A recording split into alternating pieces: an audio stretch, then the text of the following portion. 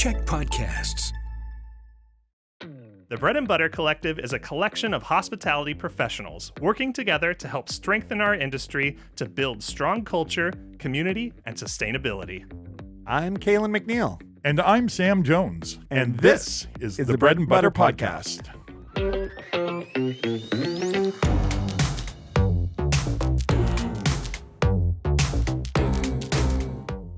Welcome to the Bread and Butter Podcast. How are you, Sam? I'm doing really good today, thanks. It's not as hot as it was yesterday. It's kind of nice. Cooled off, yeah. The weather is kind of funny like that. It's kind of funny. It wreaks havoc on refrigeration. Oh, you're dealing with refrigeration issues. And I just spent the last hour on my knees and my back on the floor trying to blow dust out of a fan. Well, it's kind of funny. Like at that point, it's probably too late, right? Yeah, I know. The dust blowing should have happened. Well, I do keep it pretty clean. What a jerk. Like, I'm such a jerk. You're on your hands and knees trying to solve a problem, and here I'm throwing shade your way. It's okay. I know it's true, and I do keep it pretty clear, but, where the air comes in, it's all these narrow little fins, and quite a few of them are bent and stuff from being brushed inappropriately, too hard. Yeah, right. You have to be real gentle in there. Yeah, so I'm in there with a knife trying to straighten every fin out, and then does that help? Like, I don't even know. It keeps the airflow going better, right? Right. And it doesn't trap the dirt and the dust as much. If they're open, the dust just goes through, but if they're slightly closed, it'll trap it. It builds it up. And then it builds it up. Oh. So you're right, I am too late, but I'm doing, when you hire someone to clean your house and before they get there, you spend all that cleaning. Yeah, exactly. Kind of what I'm doing. You were just too embarrassed about your fins being all bent out of shape. Yeah. You needed to straighten them out so the service guy doesn't look at me like I'm an idiot. Yeah, he doesn't say, this is preventative. You live like this?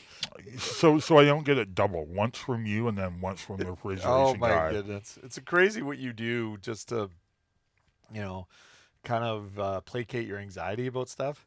Yeah. Well, and to save a bit of money because, Yeah.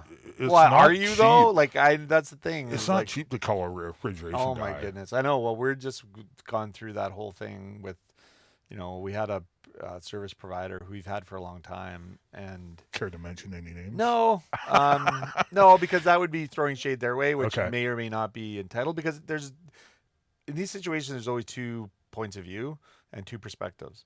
So you've got your perspective, and then they've got their perspective, and the truth is somewhere in between. Mm-hmm. So I guess in clear-cut cases, it's obvious if if I think I'm being overcharged, it doesn't mean I am being overcharged. Because, without going through a proper vetting process of every decision they made or getting multiple quotes from different professional, all is it's your perspective. So if they come in and they do a maintenance call and then they bill you for it, and then at the end of that, they tell you, this whole thing needs to be replaced. And I'm like, why am I paying $500 on this maintenance call to just have you tell me that it needs to be replaced? Right. Like, are you not able to determine that before you charge me the $500 or $800 and it happened multiple times. So it wasn't like it was in multiple times in different restaurants, like, where there's Ambridge Brand and Big Wheel. And then I'm like, wait a minute. Okay. The third or fourth time, I'm like, okay, there's something on. And, I wrote an email and I got a nice response back and acknowledgement and whatnot, and he chalked it up to probably an inexperienced service tech that should have determined it before. Well, why is that your problem? Well, this is it. Like, if I didn't, if I wasn't on it, so to speak, or what have you, or my manager didn't point it out and say, hey, this doesn't seem right. But in the end of the day, the thing doesn't work. So it needs to be repaired. I just want to have the most efficient. And obviously, when we're tripping over pennies here to make any money in this industry, like, all of that matters. Sure does. So then we make a change, but then I'm like, okay, well, is that change going to be any different? I think there's always a period of time where it is better. It makes you feel better because you've done something. But, sometimes doing something isn't always the right thing because you feel like you're doing something. So you created some action for yourself. But what is the real effect of it? Like, are you actually saving money, or do you just move the deck chairs on the Titanic? Mm-hmm. You know what I mean? Like, is this new company just going to come in and now they're going to be the newest greatest thing, and then you probably keep it with them for a little while, or is this other company that's worked with you for 5 or 6 years? And I like being loyal too. There's a Yeah, totally.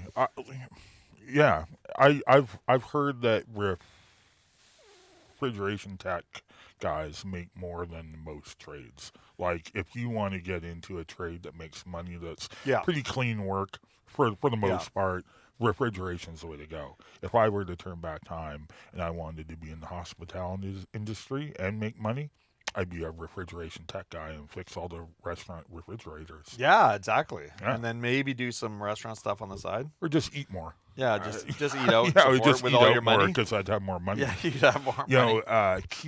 Key Foods.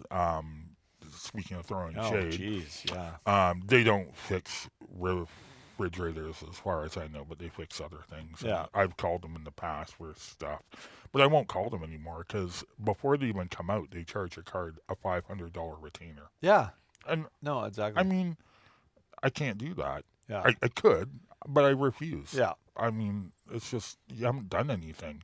I haven't seen anyone. I talked to one person on the phone. You want to charge me $500, and they may or may not be able to do anything. Well, and the thing for me is, like, I guess they're trying to protect they want to make sure they get paid, but it's a little insulting when you're degrading your customer to the point where you're pre-charging them for something. That's what it feels like. Yeah, it feels like they're doing it because they don't trust you to pay them, which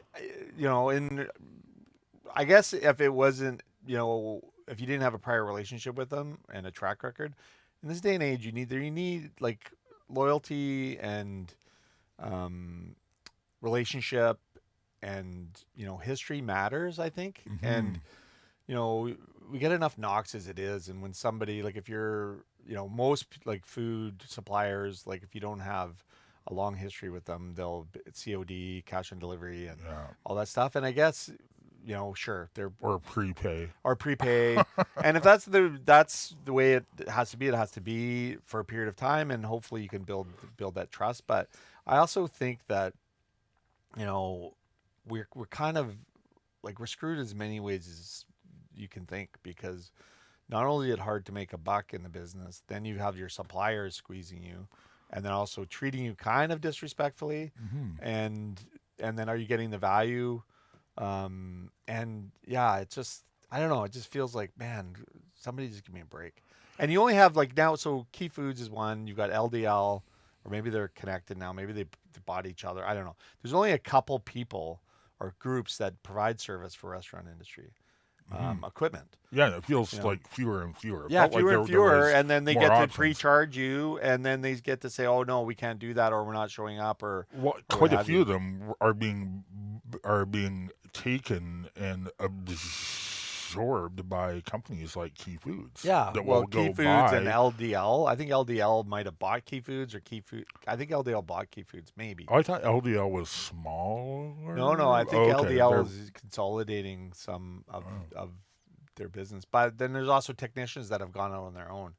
So because of these gaps they're seeing in the service industry, where they're like the equipment service industry, where they're seeing overcharging, or an opportunity for themselves to kind of do the thing. And some of the best, I think one of the best service guys, and I can't remember, he might have worked for all of them at some point. He went out on his own. And so if you have access to his number, John, I can't remember his name. Okay. Yeah. All I know is our team calls him. He's the guy. Okay. So I don't have to deal with that part of it. So I don't know his name, but I know there's a guy. I got a guy who might be able to help me with my fridge, and he loves coffee and he loves cash. Yeah, there we go. And it's just like, and he loves helping. Yeah. After hours, when he's done his normal work, he'll pop by and help me out with stuff. Yeah. So great. Where do you think, what's going on? I mean, we haven't had a real sort of industry discussion for a little while. Where do you think we're going in the next 5 years? What does the hospitality industry look like in 2030?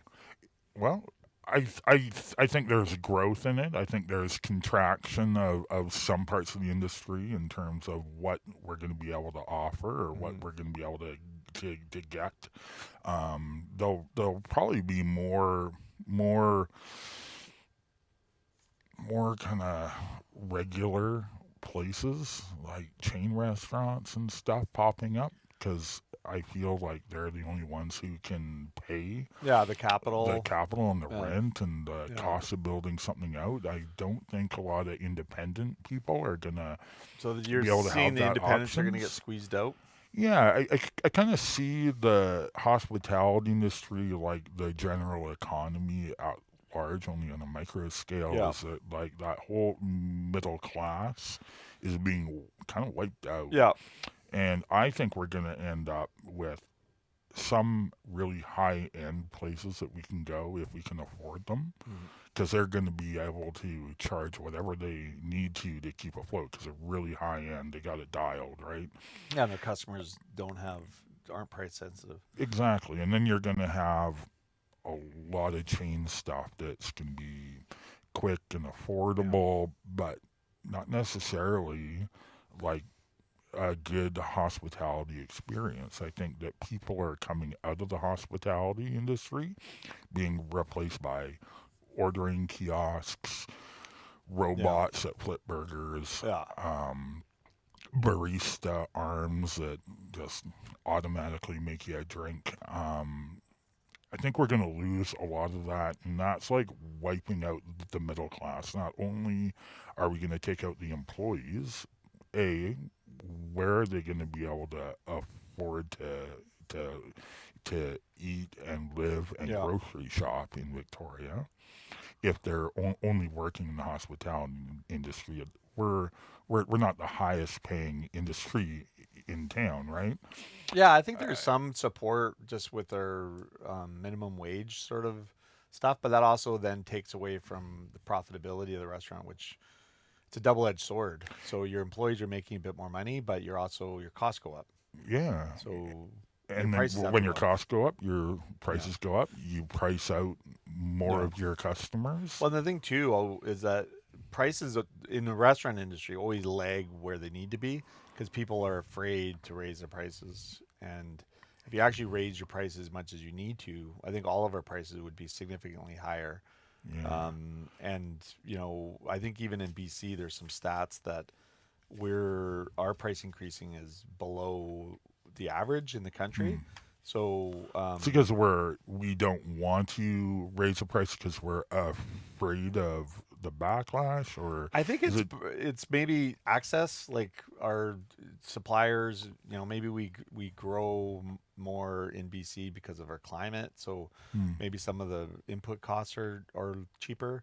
I don't know exactly why. I mean, it's a good thing, obviously, for a consumer, but I think as we look forward, with economic uncertainty, I think there's already evidence of a pullback from consumer spending.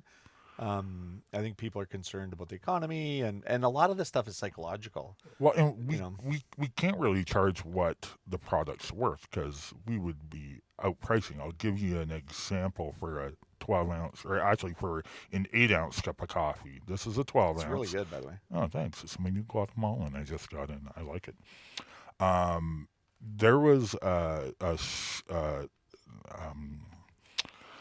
something that came out probably 10 years ago, so pre-2020 for sure, and they were saying if everyone in the coffee chain, from the grower to the picker to the truck driver to the shipbuilder to the crane operator who lifts the things on off the boats, to the next truck driver to the stockholder who holds the stock to the roaster to the barista, if everyone in that chain made at the time the U.S. national minimum wage was like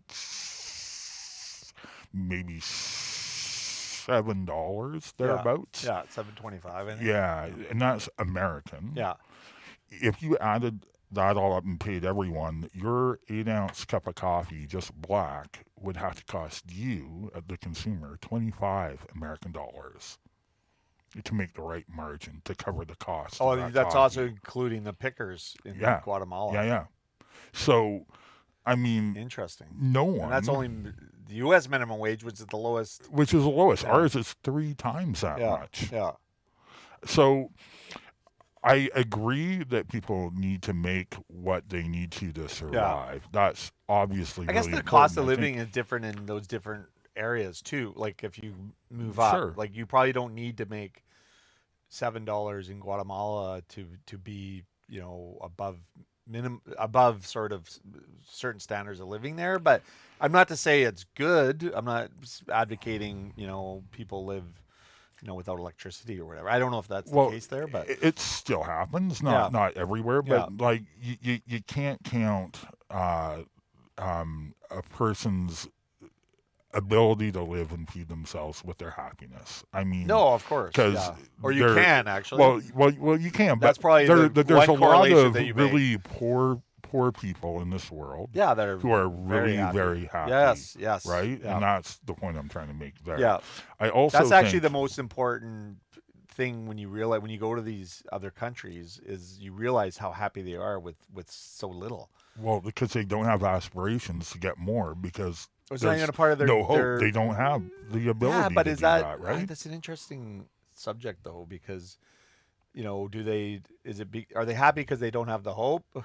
or are they, this is not a part of their culture because it's never been about that. It's about family. It's about community. It's about things that don't cost money. Right. Right. And then you look at it and you're going, well, they've actually got to figure it out. And it doesn't mean they're not entrepreneurial or not industrious or any of that or hardworking. My experience, they all are. But more so, maybe. Well, more so, but they're also just happier with less. And I think that's the prime thing is like, it doesn't matter how much you accumulate. That doesn't equate to happiness. Like you can be comfortable, but still unhappy. If you're looking, I can make my rent and I don't stress about that stuff, but I'm actually, I got to worry about keeping all this and, who's going to come after it and all that. And it's just like, the more you have, the more people will come after it in terms of or maybe the more you want, or maybe you're looking at social media and saying so-and-so has this Ferrari or like, I don't know. Like, I think the whole consumer idea, but that's also what drives costs, is that whole sentiment. So when you hear in the news that the world is ending or that people are, you start thinking, oh man, maybe I need to worry about that. And then you stop purchasing, right? Because you're worried about your own, debt or what you're spending and all of that. So it's all driven on emotion. I mean, there's a factual math behind all of it. Sure. Right. But whether like how true, what's the lag? It's just like when we started and talked about the price of refrigeration repair and having, somebody overcharge you for the service and then charge you to replace it after. It's like, that would be, oh my, why am I paying all that? So now all of a sudden I start, maybe looking for cheaper ways to do things, or my behavior changes. So then, the ripple effect is I talked to another restaurateur and I talked about my experience, and then they start worrying about their thing. And then all of a sudden now you get this whole network of people that are all worried about something when in fact the math probably I paid exactly what I should have paid for it. And I just needed to replace the thing or maintain it better over the last 5 years. And, but now I'm thinking the world is ending, Well, and on that world ending note, I like in a perfect world for me, costs wouldn't go up. Costs generally would go down because they don't really need to go up. They're only going up so that corporations can make more. So their bottom line goes up. Well, it's the rich people, like the inflation. Everything to do with inflation and interest rates. All it does is support keeping rich people richer. It doesn't do anything for us. No, you pay it. So even when the Canadian government sets a 2% or 2.5% inflation, and I think Warren Buffett talked about that, and he said, "What is the number one economic policy that is a problem?" And he said, when governments and banks set inflation rates, because so it's basically just a plan to get more. Yeah, they basically, setting inflation at 2.5% basically make sure that you're going to have 2.5% inflation. And if it drops and things are getting slower, calmer, that's a big problem for them because these big they got to corporations. protect their wealth. I mean, part of it is like if they do protect their wealth. I would no, argue but that's they don't have to. no, but that's but when I say that, that's what they're doing. Yeah. So their economy is built for them. So they're making sure that whatever economic policy that comes out, it ensures that they're going to always win. Right? Because you always have winners and losers when it comes to, like, if somebody makes $1, someone's lost $1. Like it's binary. So, the central banks in countries determine how much money is in circulation.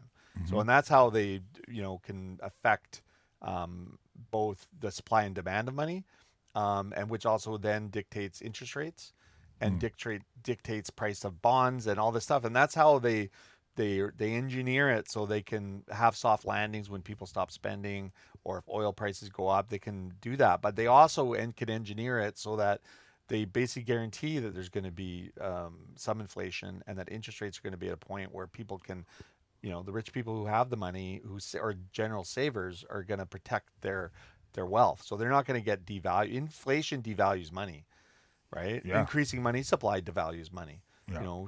Shrinking money supplies increase the value of the dollar. So the big thing that's happening in the world right now is the U.S. dollar is deflating.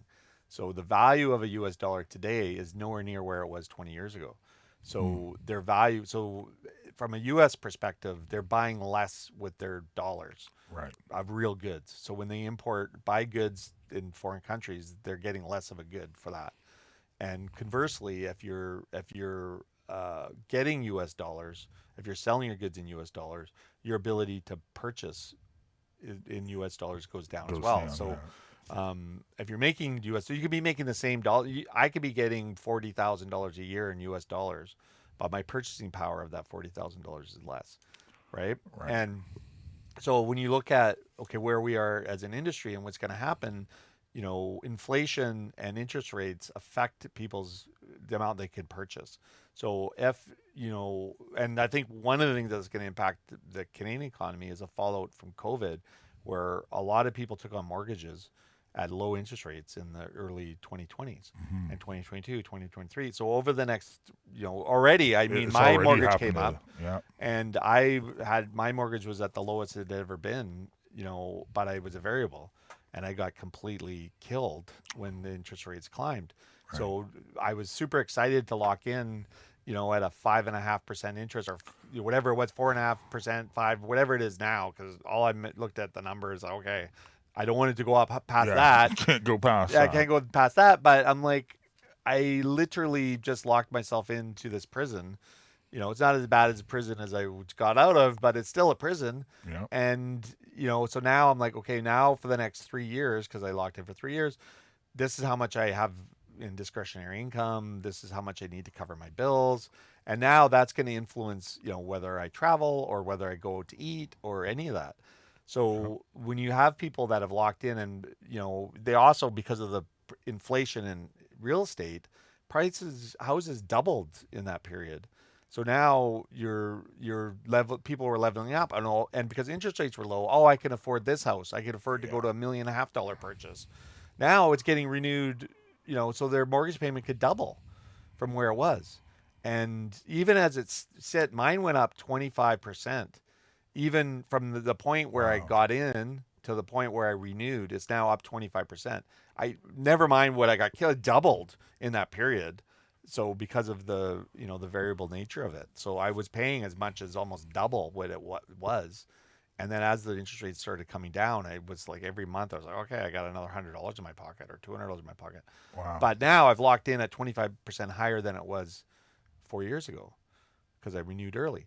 And, so now my clock in my head is like, in 3 years, what am I going to do? Right? Because where are the interest rates going to be then? And then also, how much is it going to impact what I can buy or not buy? Like 25% monthly payment is a lot. Significant. Yeah. So how is it going to affect the average Joe? Because you're not making 25% more to cover that. No, I'm still scraping.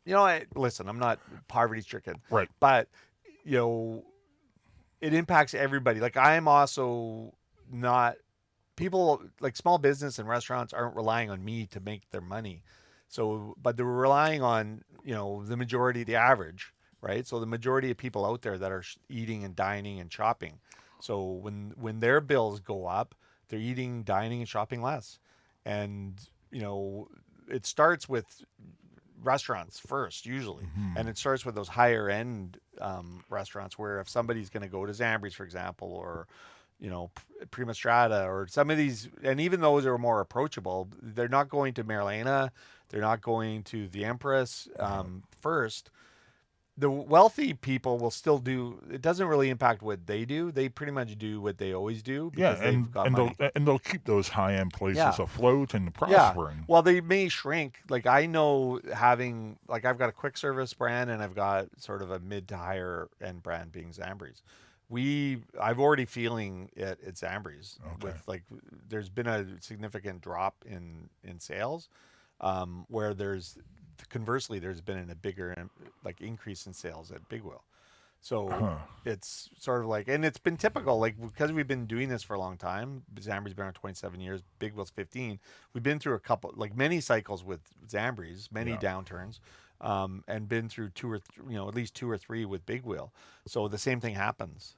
Do you find that at Zambri's, your average customer isn't ordering the high-end wines or even alcohol? Well, alcohol in general, but that's a cultural change, I think. I think younger people aren't doing it. Older people are, obviously thinking about their health, and, all this information's out there. So I think, the baby boomers are, on average, probably healthier than 10 years ago, with their choices they're making. So I think that people in general are drinking less. And I think some of these weight loss drugs that are out there that are actually, I think they're helping people, but they also have an addiction component where they actually stop your cravings. So if alcohol all of a sudden tastes a little bit different. And I've heard that it's actually helping with drug addictions and things too, where you just lose your addiction. You lose your compulsion, it's blocking whatever that, in your brain that compels you to crave these things. So this is not medical advice, but it's affecting, sales. It's affecting bars. I know I just talked to a restaurateur yesterday and in Victoria, and he's mentioned his alcohol sales, and he sells, his initial business. Everybody thinks of his business as being wings, but he's a chef, so he's expanded and broadened his menu, and the wings is where he doesn't make money. But so he's caught in this, right? Yeah, it's all the extra stuff, but booze was also a big part of his business too, which he's noticed to go down. So, the cost of his chicken wings and the quality of chicken wings is all over the map, because the birds are ones, you can't guarantee that you're going to have a big voluptuous bird every week. The birds vary in size, and depends on how they're grown and where they come from. And then if you're price sensitive, then you're shopping for the best bird or the best chicken wing. You literally are beholden to the price, but then that doesn't guarantee that it could be the same weight, but it's not the same density and the same size. So then the customer's like, well, why am I paying blah, blah, blah? And it's a no-win situation. And I guess that's, chicken wings are similar to beef, because I'm going to be beholden to the cost of beef. And, because of global warming, there is, the feed for beef is increasing in costs. So they're actually selling cattle. So now the supply of cattle is going down, which then drives up the price. And then you've got all the, the geopolitical stuff where U.S. farming, and then Brazilian beef, and, with China beef. And then there's a tick apparently that is causing people to not like beef. And then there's conspiracy that the ticks are, trying to get people off meat. And I'm just like, and they've engineered these ticks to, and I'm like, come on. It's the vegan conspiracy. Yeah, vegan conspiracy. But all that stuff is inflationary, right? So, supply and demand. So you're dealing with all this kind of stuff. And then you're trying to map out how you're going to move your business forward. And pricing and your cost is one component. I think saving $1 is worth way more than raising a price $1. you know? Oh yeah. Well, So- that dollar that you save on an expense is just in your pocket, It's a waiting to multiplier. be spent. Yeah. Still. I mean, if your profit is 5% and you save $1, times it by 20, what you'd have to sell to get that same dollar. Yeah, and if you raise your price and you have only a 5% profit, you make 5 cents. Yeah, you make 5 cents. Whether versus making 95 cents. Yeah. You know, in savings.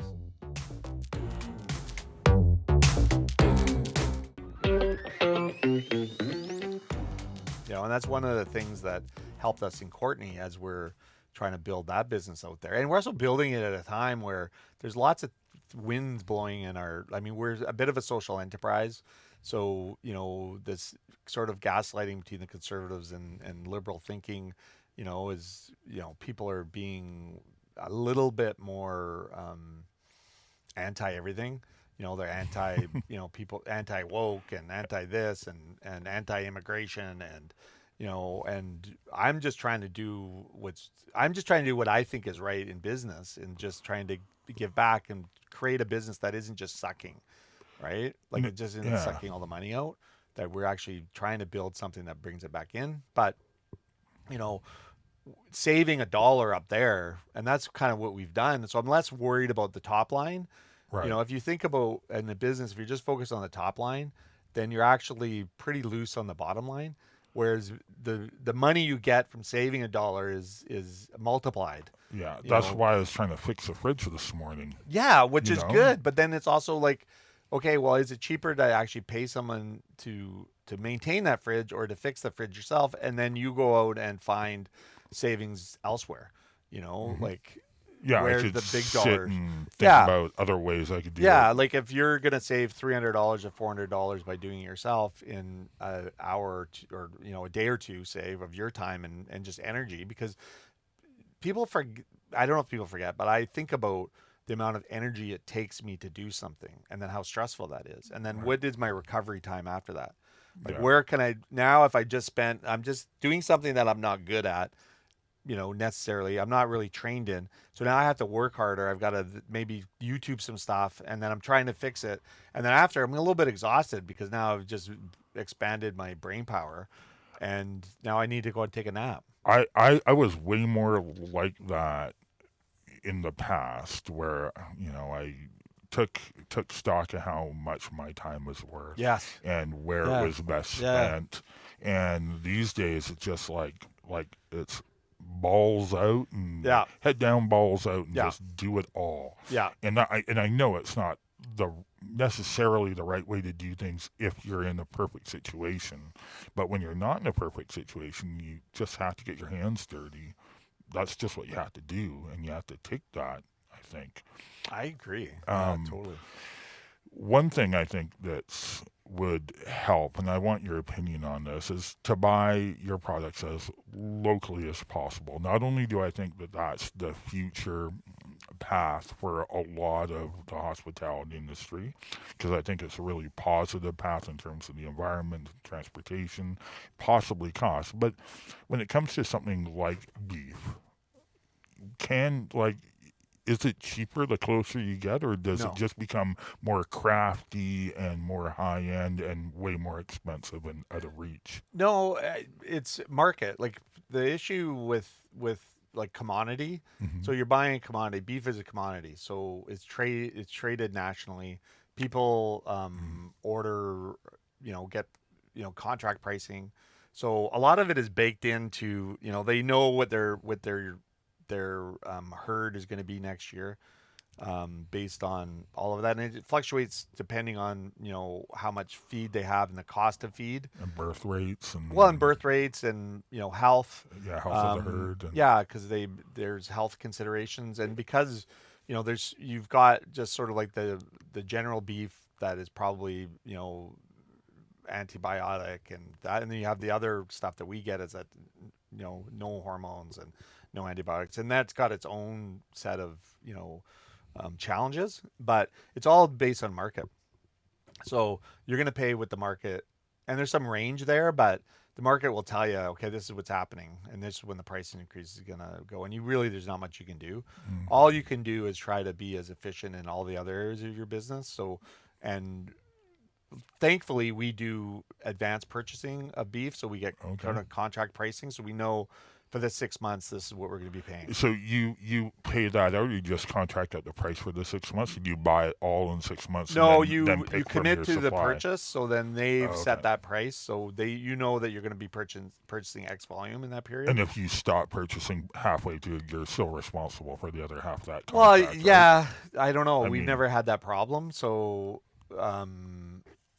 yeah. I mean, we've switched the beef suppliers partway through, but yeah, we've always, because they're making it like sort of just in time, so we're not being held to any like, I'm never worried about. I always shop. So, but typically, I don't think about it after we negotiate, because then it's just done. So unless they're saying, "Oh, we're going to have to increase your price because we've got this unexpected development," but they honor their pricing. So I'm going to honor the price that I've agreed to pay, and I've built in my model that I can make money at that. So then I just move on to the next thing, which I'm not thinking about beef pricing anymore. But our contract is up coming in August, so I've got to start thinking about it now. Yeah, that's coming up. Yeah, and then also understanding how they set their pricing and what factors they look at. So you can go and find out information that they're looking at, so that you can get an indicator of where it's going to happen. Sure. Like, what is the feed stock? Like, how much is feed going up, and what's the cattle herds like, and what's our export market like? Are we exporting more cattle, or more finished beef? What is that? And it's like anything, you can get into the weeds of it, and I think that's where, as restaurant people and hospitality people, is where you can make better decisions. That's what I'm starting. I think AI could help with that too. It will with that for sure. I'm starting to do that with coffee more, like looking at the reports coming out of Brazil. Where the climate impacts are. Yeah, too. This is really significant information. What are the projected weather patterns coming is there up for fire? the seasons?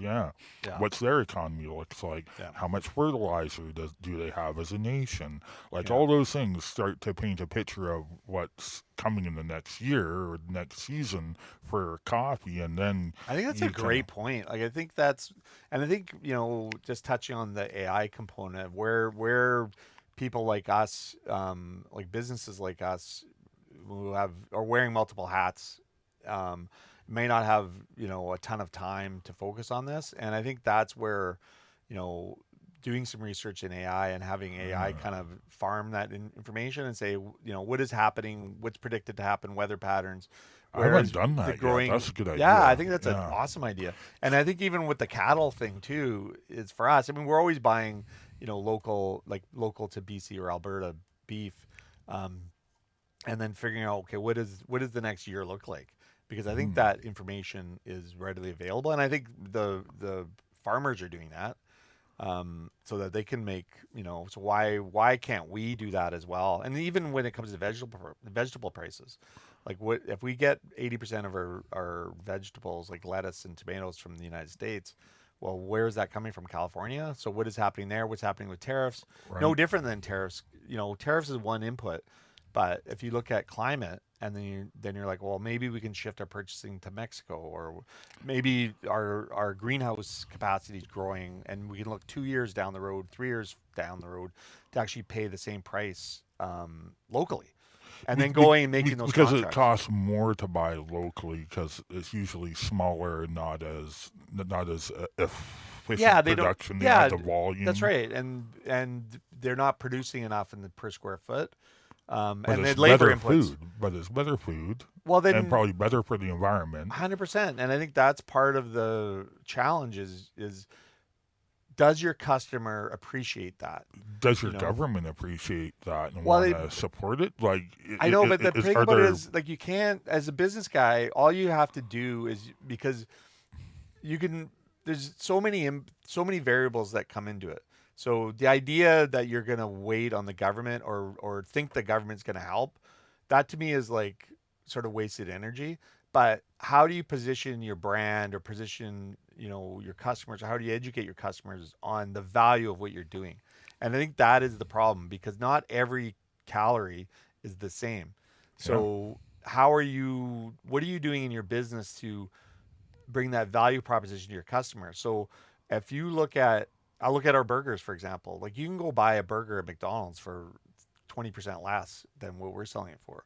But I argue that the caloric intake of our burger is worth 40% more than the caloric intake of that. So you're getting more sustenance from our burger than you're doing from McDonald's. And then you're going to go have to buy another burger, or you're going to have to go eat something else. So even the whole economics of it, I think it's probably better for you to pay 20 or 30% more. But how do I tell my customer that? Because the customer in one area may understand that, and a customer in another area is just purely based on price. Well, they're being squeezed also in their lives with cost of gas right now. 100%. Like, all their inputs are there. But if you don't look at the entire value proposition, where it's not just about the price, it's what you're getting for that price, and then how your body absorbs that, and then what is your next meal going to look like? Like, where are you spending your money? You arguably could be just eating really poor food, which then has another impact on you, somewhere else down the line. So you're actually really not saving. You think you're saving, and maybe in the immediate short term you are, but the long-term health consequences, or the long-term, and I'm not saying, eat Big Wheel Burger and you're going to be like super healthy. You'll never see a doctor again. Yeah, you'll never see a doctor. A Big Wheel Burger a day. But when you're there, so if you're looking at, if it just becomes about price and not product differentiation, or what other value proposition you're going to propose, then how do you compete? Like, I don't want to be competing on price. I'm competing on overall value and impact in the community, and impact in general, what type of business you are. But some people don't think about that. They can't. They don't have the affordability or the benefit of being able to afford to think like that. It's just like someone who shops at Walmart. Like, am I going to judge someone that shops at Walmart? Because Walmart will get you the lowest possible price. Only online. That's the only place we'll judge them. Well, yeah, we can troll them. Yeah. But it's like, I have a privilege that I can choose not to shop at Walmart. Yeah. That's a choice for me, because I'm not put into the economic squeeze that, saving, 10 or 20% matters to me, because then I can, do that activity for my kid, or I can pay my electrical bill or something like that. So who am I to judge? Do I want Walmart to be better? Yeah, because they're also keeping wages down. So they're not paying people well. Like, they make money on the backs of other people. They make money on the backs of the countries that they're importing the products from. Yeah. They're making money on the backs of their employees. Aren't we all, though, in some ways responsible for doing the same thing? Maybe not on such a drastic scale that you can see in small mom and pop hardware stores closing across the nation when Walmart's open up. Like, that's real obvious. Like, what do you mean? Like, are we all making the backs on? Yeah, we're all making our money on the backs of other people's labor. You do, but then you need to put in, what is your moral compass in there? Mm-hmm. So are you doing it with integrity? Like, inevitably you're creating jobs. So, there is a benefit to doing it, but are you making decisions solely on what's going to line your pockets? So I'm going to squeeze out every last little penny when I'm already making millions and millions and millions of dollars. Like, these companies are making billions of dollars. Yeah. So you look at Loblaws, right, in Canada, their profits are up huge. So while other people are struggling. So I'm not necessarily advocating like price controls, but it's got to be, it's got to be taxation then. Like, it's not fair, because these companies are powerhouses. So they get to control the price, the inputs on their labor. They get to control their vendors and what they're paying them. And they also then advocate for their shareholders, which is their duty to do, but without a moral compass. Like, somebody has to keep them accountable, because it becomes the moral thing. So if I'm paying above minimum wages, and I'm paying above industry standards in wages, and I'm doing things for the community, and I'm not at the trough taking more than what I would deserve or what I can live on, Like, you don't need 17 cars. You don't need luxury jets. You don't need any of this crap. So if they're able to do that, there's a problem. Right. So they're taking money from the pockets of the people that work for them or their vendors. And it's theft. And the government is basically getting bribed to allow them to do it, because taxation, models have, if you're looking at, the top end of the earners 30 years ago, 40 years ago, they're paying significantly more tax. And guess what? We also had significantly more benefits, sure did. In roads, in healthcare, and all that stuff. So guess what? We don't have those benefits now. And one thing that's mirrored that is the fact that those rich companies aren't paying their fair share. And rich individuals, and they're not. And when they were, it felt like the cost of goods that you were paying was reflected and tied into inflation more. Now it doesn't feel like inflation is is outpacing people's ability to buy the same goods. And I think people want more as well. So I think that the consumerism is part of it, but when you don't have a fair tax policy, then you can't have like good outcomes long term. And when you then create tribes people are defending billionaires, they're defending people's rights to, like, you can't conflate the two. Like, you can't say, I'm willing to defend someone's right to create a business, and they take the risk, and they've got it all on the line. And a lot of people, especially in our industry, they're mortgaged, they're basically barely making a living doing what they're doing. And there's other benefits, of course, like, we're all really proud of what we do, and there's more reward other than the financial one. But why am I, if I'm in that situation, I defend somebody's right to start a business, and I appreciate the risk they take. But once they've created their model and they're banking on it, in my mind, they have a duty to make sure that other people are taken care of, that their employees can live in the communities that they're serving, that they don't have to have 3 or 4 jobs, because by doing that, you're doing your future self a disservice, because you're eroding your customer's ability to buy your product. Right. And then you're hoarding money. And then if you have somebody that, is making billions, but they're also giving billions, like, I'm all for that. So if you want to have fair taxation, that, if I'm paying 30% of my earnings to taxes, they should be paying 30% of their earnings to taxes too. Yeah. And or if they have the ability to create a foundation that is going to donate and give back, if they're going to build schools or give grants to their employees or whatever, then so be it. Like, that's another form too, if they're giving back, but they're just hoarding. And if you look at what they do give, a lot of them are giving like fractions of a percent. Because they make so much money, they're giving 10 million here or 20 million there, it seems like a lot. And even Elon Musk is like, I'm the biggest dollar tax guy, but as a percentage of your income, it's nothing. It's like me paying 2% tax, right? So let's just have equality, because then they create their tribe of people that are angry about their situation. Just look up, man. Don't look down. But they want you to look down, because they want you to look at the enemy that is not going to be calling them out for what they're doing. And it's just, when here's a controversial take.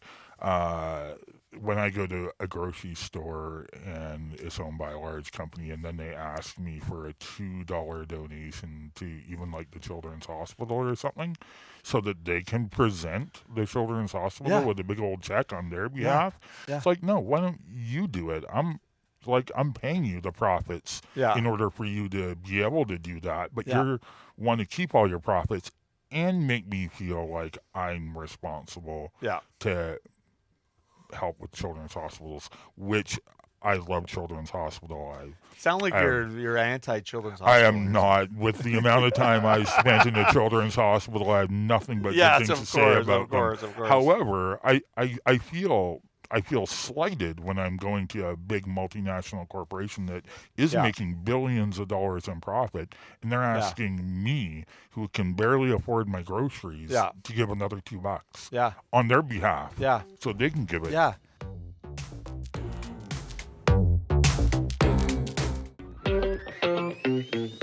That's interesting because our business, we have a foundation. So we charge our customers 1%. It's right on the bill, but we match it.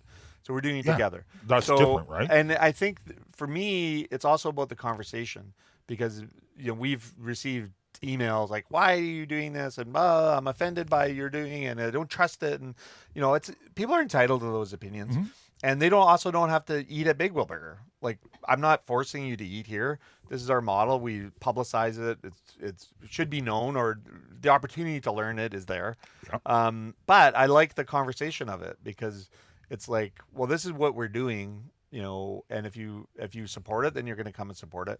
I'm not asking you to do anything that I'm not doing. Right. And then having it so that you match that is totally different. If I thought that the grocery store was going to match my $2 donation, I'd think twice about it for sure. Yeah. I wouldn't have hardly any problem with that at all. Yeah. I may say yes one time, but say no the next time. Sure. But I won't do it if they're not going to match it. Yeah. I love your model. I think it's great. It is, but it's also one that, when you're looking at the economic environment, I will never change it, but sometimes I think about it because, we've raised 750,000 in the last 5 years. So 325,000 of that has come from us, which I'm super proud of. But when you're looking at your bottom line and, cost inflation and you're managing your expenses and stuff like that, you sometimes wonder. But for me, and this is where the integrity part of it comes in and who you want to be. And I would never undo our model because our model, to me, does such great things in our community. And if more people did this, again, when it comes and view it as taxation, because some people will say, well, the government should be taking care of these things, and it shouldn't be people that are falling through the poverty line, or we shouldn't need to worry about food security. I agree, but you can't just sit and wait for the government to do something. And that goes back to that point. It's like I agree with that. Yeah. At the same time, you're absolutely right. They're not doing anything about it right now, so someone should. You should. And then it's like, okay, then it becomes the fairness doctrine. So how much am I getting taxed, right? And then because there's other people that are getting taxed the same as me but aren't doing that benefit. So it's kind of like so then there's a question is like, not all corporations behave the same, and so should you be treated the same from a tax perspective? Should I get a benefit? And even when it comes to the climate action stuff, so it costs me, and it's a little bit more balanced now because, people are composting, but when I started, I was paying, probably 30 or 40% more to do the composting, but there was no tax incentive. There's no government incentive, even though they said you need to take climate action or they want you to do that. So there's a bit of either a lag or a disconnect between, the services you get for your tax dollars and then the corporations being good actors and, actually serving the community. Because it's really discretionary on who's going to do what, but should it be? Should we get benefits if we're shoring up sort of perceived deficits in what the government is doing with managing the finances or the tax equality? So the idea that it's all this trickle down economic theory. The idea that if you give tax incentives to businesses, it'll eventually trickle down is total garbage. Yeah. And it's been proven it's garbage because we've been on this slow decline for the last 40 years. And, the conservative argument is inject blah, blah, blah.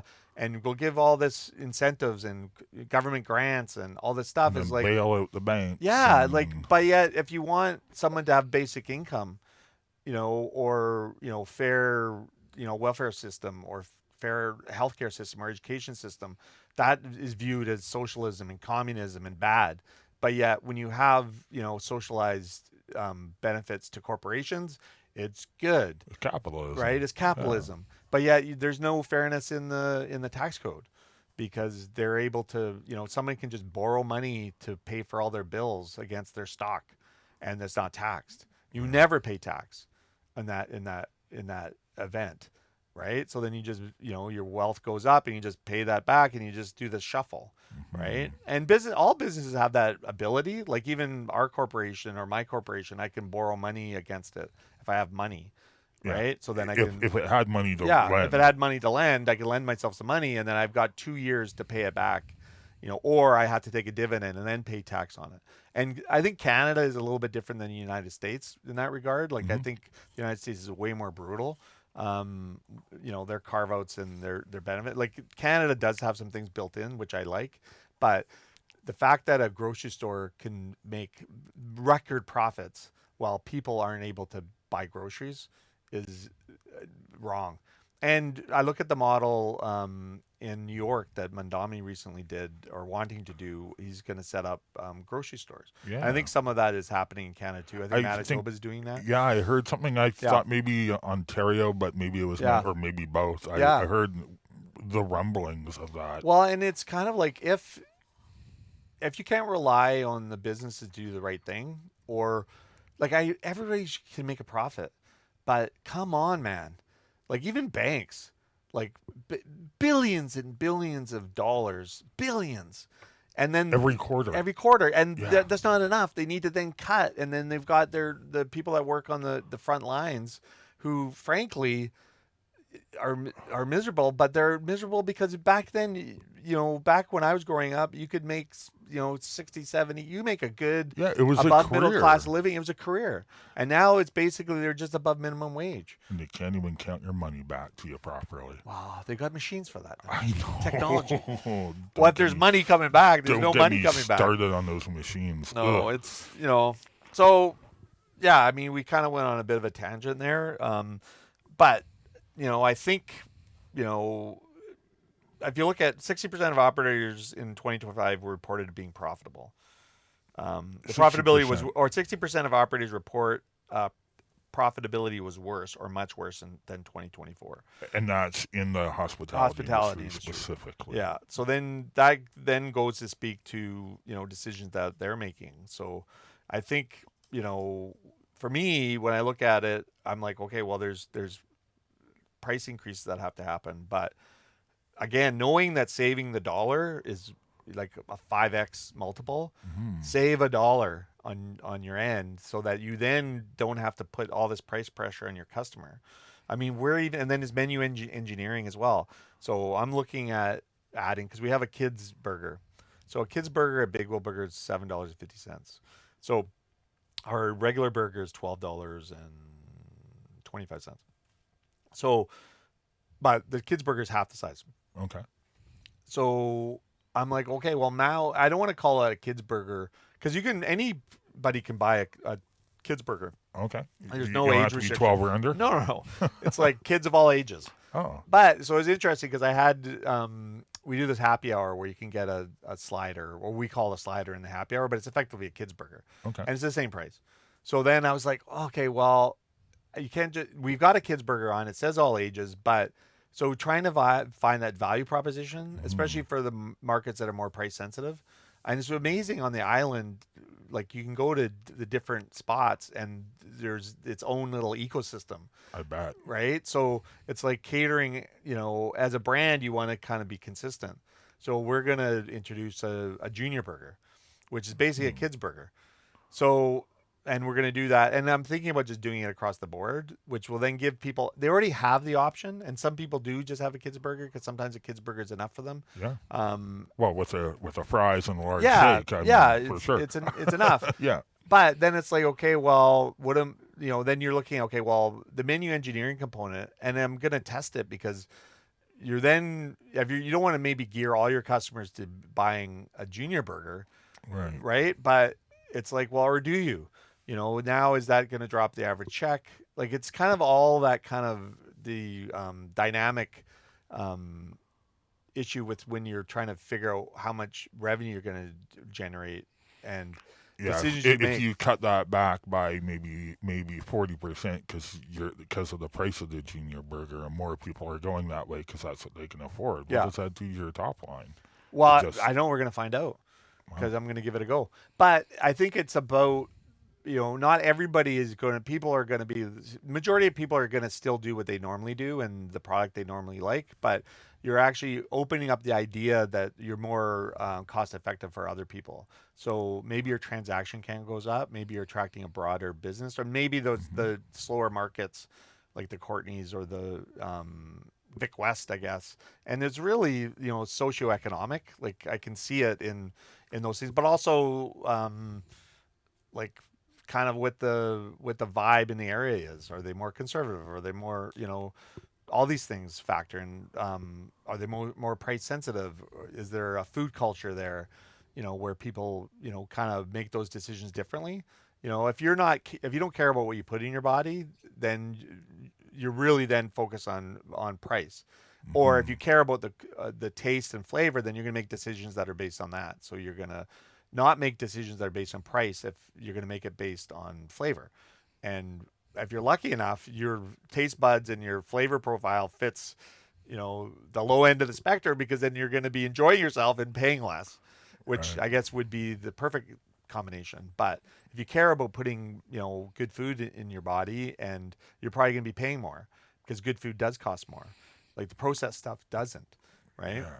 But as a business person, how do we engineer that so that we can build a business that we can make money at, but you're countering, the economic downturns. Right? So not only portion size is part of menu engineering, but seeing what products work in different demographics and moving those on your menu to be more prominent, maybe. Yeah, because if I can turn Courtney around and make more money in Courtney, that's going to help any downturn that happens here. Because now these stores are subsidizing the stronger stores subsidize the weaker stores. So if you can do some engineering that doesn't completely cripple your success here financially, but then could prop up there. So it's an interesting thing. One of the other things with that for us is that we brought gluten-free chicken tenders on. So, and we were struggling with chicken tenders. We made our own for a while, and I just wasn't happy with the consistency of it and the value proposition for our customers. Then we decided the portion size based on price and, where we needed to have our margins at. But it was underwhelming because gluten-free chicken tenders aren't cheap. So our portion size, I was just looking at it, I was like, I think this is not value. We had to charge to make our thing. And I thought, what will happen if we just increase the size of it? So we keep the price the same. We just increase the port. We went from 5 ounces to 7 ounces. And now the perception of it. So does that mean we're going to sell more? Because in order to get more volume. Yeah. So that volume equation's there. I'll let you know next week because we've been doing this now for 3 months. So I'm going to have a bit of a sample pool. Like how much did we sell in that period? Are we selling more? What is the value? And then how does that affect our bottom line for chicken tenders? Because that same argument is going to apply if we start promoting, a junior big wheel burger, right. And I think even in that, if you change it, so maybe you take out the lettuce and you just have, pickles, maybe take out lettuce and tomatoes. So your cost base change because our kids burger doesn't have lettuce and tomatoes. It basically has pickles and cheese and sauce. So maybe our junior burger has that. So now we're not dependent on tariffs, right? So our cost base changes. So our margin on those burgers are greater, but then you've got your total contribution because if you're only getting $8 for that, but you're getting $12 for this, what is your total contribution? Like it's an interesting science, which I don't think you could. I think you just have to sort of pick a strategy and then just review, because on scale you can look at it. Like if you're a McDonald's, you can really those decisions can move thousands of dollars, where it might be tens of dollars for me, right? So is it going to really make a difference in the big picture of things, or just staying status quo, like not worrying about it? But this is the kind of thought process that you need to do. And to move ahead in business into the future, that is something that we're all going to have to look at is our menus. Like, what are we offering? What's the value proposition there? Yeah. And what are the dogs? We keeping up? Yeah. And what are the dogs? You know, what products am I spending time doing that I don't make any money on? I don't really sell a lot of, but it still takes my team some time to think about it. And it's hard because if you got a product that you don't sell a lot of, but you take it off, there's a certain number of people that are just livid. You're going to have 3% of people just up in arms, right? Like and protest, they're loud. And they're loud. Then you're like, okay. And you want to please them because you want everyone to have a good experience. Like, we dropped a couple of products in the past year, and we had people lose their minds. It's like, well, you weren't buying enough of them for me to keep them here and keep them up, really. I didn't say that, but I'll say it here on air. But it's true, though. That is true. the science of it. Like, more people needed to buy it, and maybe that was my fault for not advertising it better. I know, but then how much are you going to spend to do that? And is it a product that can meet the mass appeal that would be required in order to keep it on? But as soon as we cut those things, there were several ingredients that we were only buying for that one product, say. We don't have to buy those anymore, and that's a savings. And people, except for the 3%, even including them, will actually just buy something else usually. Well, that's the thing. We took off our ghost sauce, ghost pepper sauce. Oh, okay. So, but there's certain people that loved our ghost pepper sauce. So we changed it to because we had it in our breakfast sandwich, and we changed it to a chipotle. So it kind of made the temperature a little bit different. So, but there's people that like that temperature, and there's people that ordered side of ghost pepper sauce. But in order to make the ghost pepper, like, we're losing our shirt because you have to make a certain volume in a batch, but it would take you weeks and weeks. You couldn't, the shelf life. So you're basically just chucking out a bunch of, ghost pepper sauce. Oh, but you take it off, and then people are losing their mind, Can you just go buy bottles of hot sauce that people can add? Well, we use a local, Victoria Pepperco. Island Pepper? Yeah, Island Pepperco. Island Pepper. Get the names right. Island Pepperco. Mm-hmm. They actually make really good sauces. Yeah, their sauces are awesome. They're out at the Metchosin Farmers Market, actually. Well, and it's interesting because, as we're kind of wrapping up, where we think 2030 goes. And I met with the owner of the Tartan Toque yesterday. Oh. And he started, he's looking at his business and the alcohol sales and all that kind of stuff. But he's got a sauce line, and he's going to the market. So you might see him at some of the markets. So I think the farmers markets are part of the future. Yes. And part of diversifying your brand. How restaurants do different things. Yeah. Like, you either have to cater or hold special events or diversify, or go do farmers market. Get your products. Like, find something to can or bottle or sell that people can take home with them with your brand on it, and a little taste of what your restaurant is. I know you guys did a brilliant job of that during COVID with your tomato sauce. Yeah, and we still do. Like, we probably sell $5,000 or $6,000 a month worth of tomato sauce that we never did before. Yeah. And I think there's probably more that we can do with that. And even with Big Will Burger, I thought about our sauces and things, because it's a great way to do get your brand out into the community. Yeah. Great way to support these community events, which, even for me, like, we've designed this Big Will blow up, which I can't wait till it comes. Like a caricature? Yeah, it's like, you got to see it. It's like 8 feet tall. It's inflatable Big Wheel. Oh my God! Is it you? Well, it's me. I'm kind of modeled after Big Wheel. Oh my God! So I can't. I ordered 7 of them, and because I'm trying to get, now that we've kind of got our base, like, in business, you've got to get your all your systems down and your processes and all that kind of stuff. So now I can get back and you kind of do promotion and marketing and this kind of stuff on the side. Now we've got all this kind of heavy lifting done after 15 years. Now we're getting to the promotion side. So I'm like, it's worth the investment just to do it, because those things, if you want to look at, getting your brand out there and your business out there, those are the kind of things you need to do. Mm. And, so that's exciting. So I bought 7 of them, so I'm gonna do a Seven Dwarfs thing where I'll be standing with them. But they're so awesome. Like they're just so, I don't know, it's fun. Which again, getting yourself out there. So being at markets, we're doing a bunch of events. We got Cook Street Village Block Party, which when this comes out, it will have already happened. Okay. We're doing a charity event up in Courtenay where I'll be at as well. We're doing a kids event at Vic West. And that's the kind of stuff, just like when you do the markets, like you're bringing out the markets, you bring your product out there.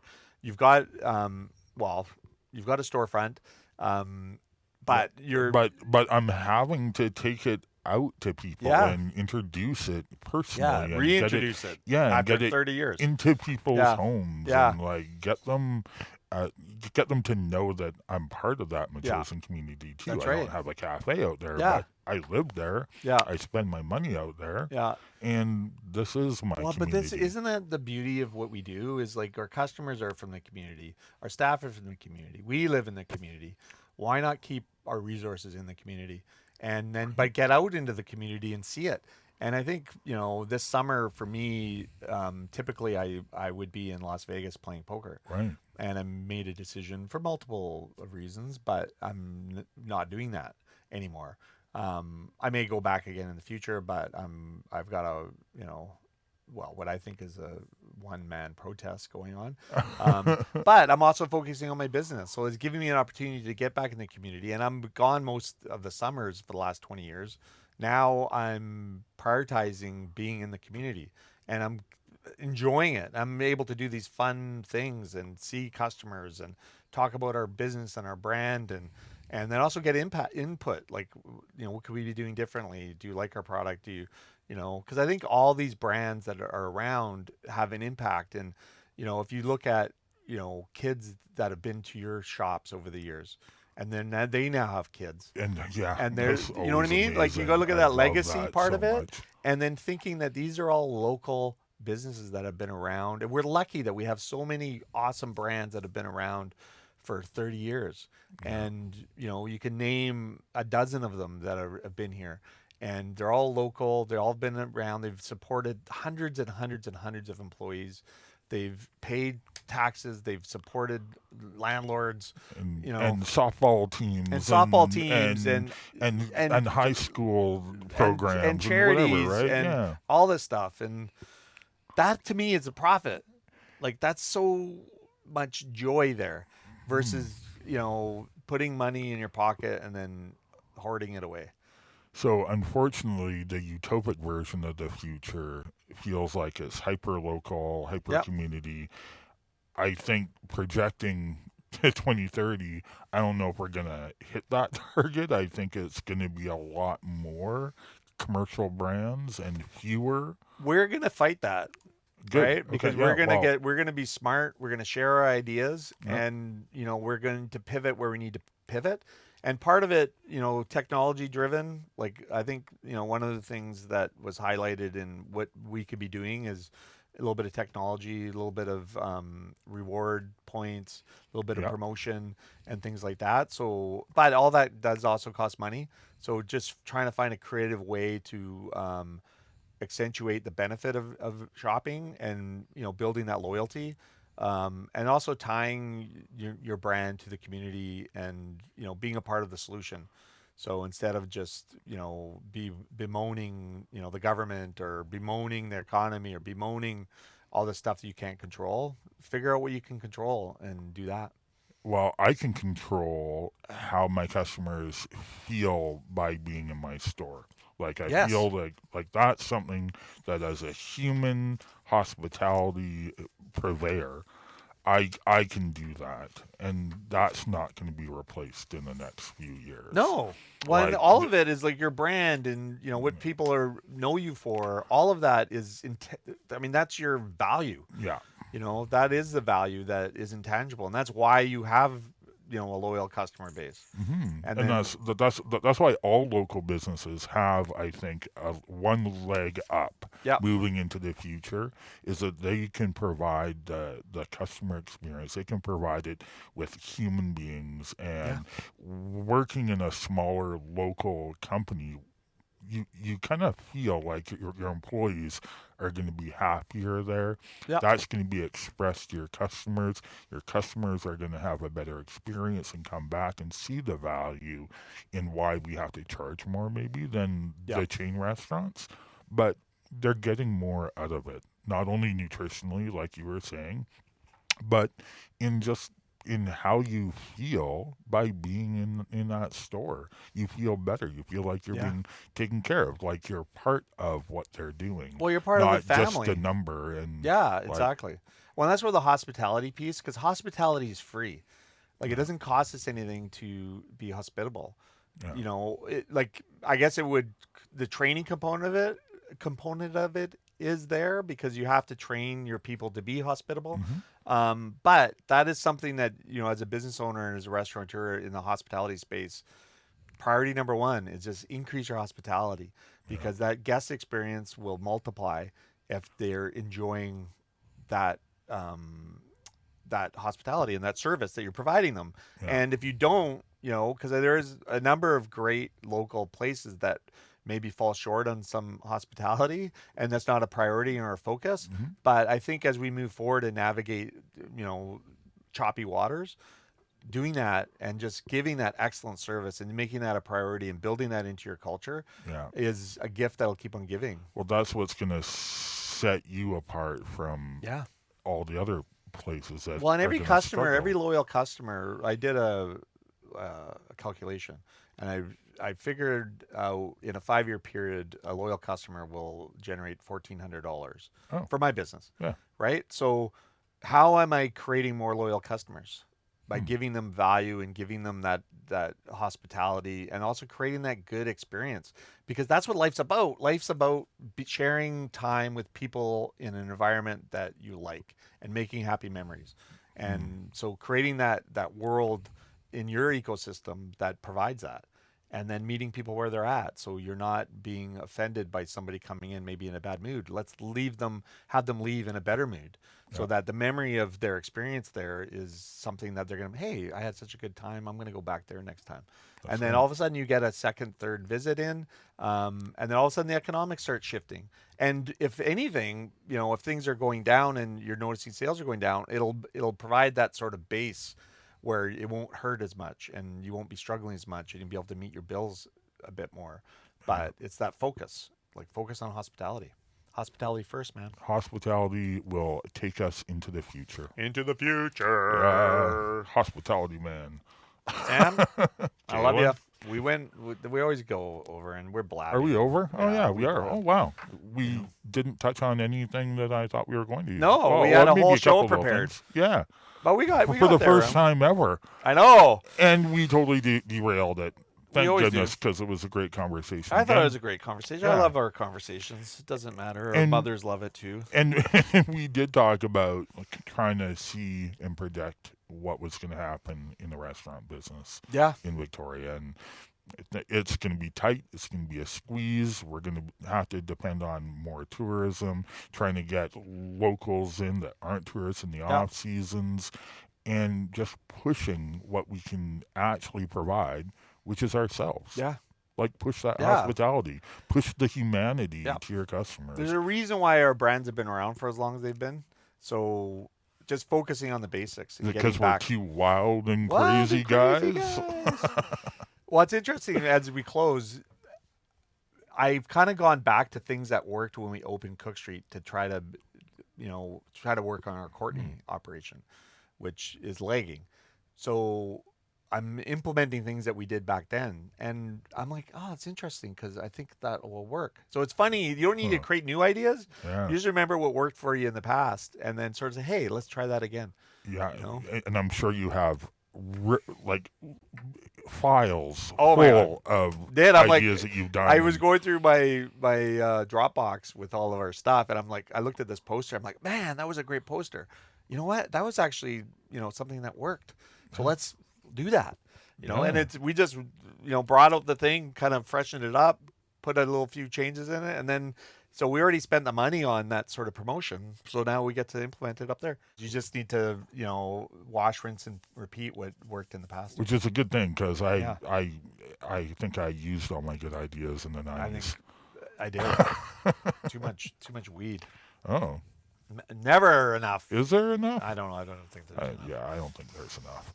Anyway, that's a different podcast. That's a different altogether. That's Hospitality 420. Drink and smoke responsibly, everybody. That's right. Calen, I hope you have a great rest of your day. I hope you do too. Remember to be real kind. I will. You be real nice. Thanks, Sammy. Bread and Butter Collective's membership includes the following local businesses: 2% Jazz, Bunny's Kitchen, Buzz Coffee House, Eagle-Ite, Big Wheel Burger, Blue Mountain Solutions, Bodega Tapas Wine Bar, Eva Schnitzel House, Farmsgate Foods and Catering, Victoria Chocolate and Company, Drum Roaster Coffee, Habit Coffee, Foo Asian Street Food, the Culinary Arts Program at Camosun, Cafe Fantastico, Fall Epi, Harold Street Brewworks, Hey Happy, House of Botang, Nikkei Ramen Ya, Jenny Marie's Cracker Company, La Pasta, La Rue Patisserie, Mocha House, Part and Parcel, Poco a Pinto Bar, Pizzeria Prima Strada, Keating Pizza, Roast, Table 9 Consulting, Sherwood Cafe and Bar, Sweets by Selena, The Collective Wine Bar and Kitchen, The Drake, Tapa Bar, The Nimble Bar Company, Ruth and Dean, The Whole Beast, The Wienery, Spoon's Diner, Truffles Inspired Catering, and Zambries.